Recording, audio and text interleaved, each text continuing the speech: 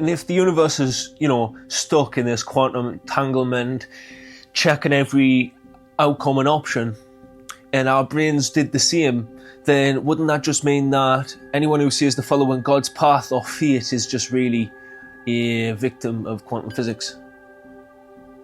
Who are you, like? I think we've all asked that question once in a while. Who am I? I've taken a look at that question many a times and landed up with probably almost as many answers. The chances are there's probably some I still need to stumble upon. You may have a few I don't know myself. I think like most people, when you first ask that question, you feel a little hollow inside, like you have no clue. I feel like at that time I started wrestling with the idea of what even is morals and ethics, and what's the difference between morals and ethics and principles and values. I thought they were synonyms of the same word. At that time I felt like I'd started scratch with a fresh box of Lego. I had to build myself up from the bottom again.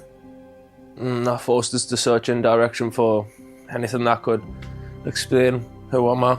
I'm no scientist, but what I was being told or reading anyway was that starting with a plant, they think that if you've ever heard of what quantum mechanics is, it's superposition, I believe it is. As I said, not a scientist. Basically, the top and bottom of it was that you could be in multiple locations because you were testing the best route. Reading that, it was a parody. Plants can do the same thing, or they're thinking that anyway. So like they're seeing if they're checking photosynthesis, because apparently it might be able to see all the routes at the same time and find the best one to travel down. So then they travel down the most optimized path every single time.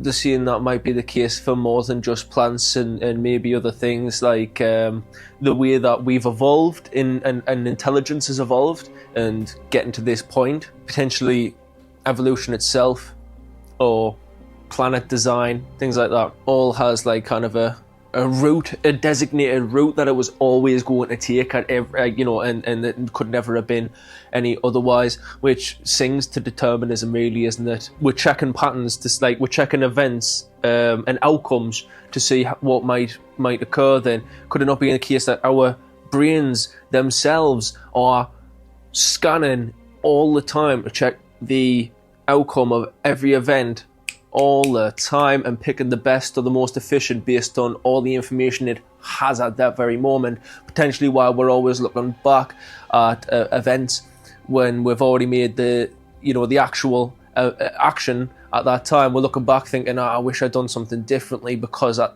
that point when you're looking back, you've got a bit more information potentially, so you're seeing a better route that you could have taken. When I was just reading there, it was actually talking about emotional instructions. Now, emotional instructions being in a sense of, instead of them being just an indicator that you were upset or you didn't like something or something hurt, instead these emotions are events in your life to signal that you're not on the right path. They say that the way you react to things will completely determine who you are. But perhaps that's part of the emotional instructions that you get, part of the quantum mechanics, the entanglement that we're all part of. Perhaps that's your fate, God's path. Imagine you've already got the perfect, most efficient path written in your head. And then you stumble along in life and you get your heart broken or you hurt yourself, and you get an immediate breakdown of emotion, killer effect. Maybe that's an instruction to say, hang on, hold the brakes, you're on the wrong path. Change course, go. If quantum mechanics say that you can be in all positions at once, almost like multiverses, you can be at all positions at once. Each action that you take could be a split off, take you off in a different direction, make you have like another version where you did a different life. I think we've all thought about, what if we took a different action? How can we say we're any different when we're looking at the large scales of the world and you've got like galaxies and universes looking like eyes, or nucleus, and you've got veins looking like rivers. Patterns upon patterns upon patterns. How can you say that potentially, if quantum mechanics is in living matter like plants to start, then who's to say that it isn't deep buried within our own brains? And maybe that could be consciousness itself. Imagine that.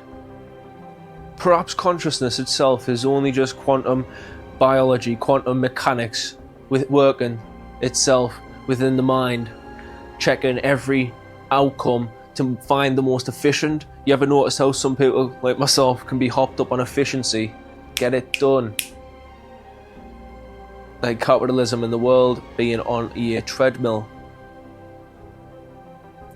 Well, combine that with obviously the emotional instruction side of it, what we've been receiving these signals since the day dot we were born.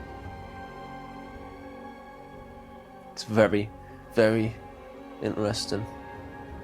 Well, I've got no clue if any of that made any sense, but it had my gears turning anyway. So, thanks for joining us, and I'll speak to you next one.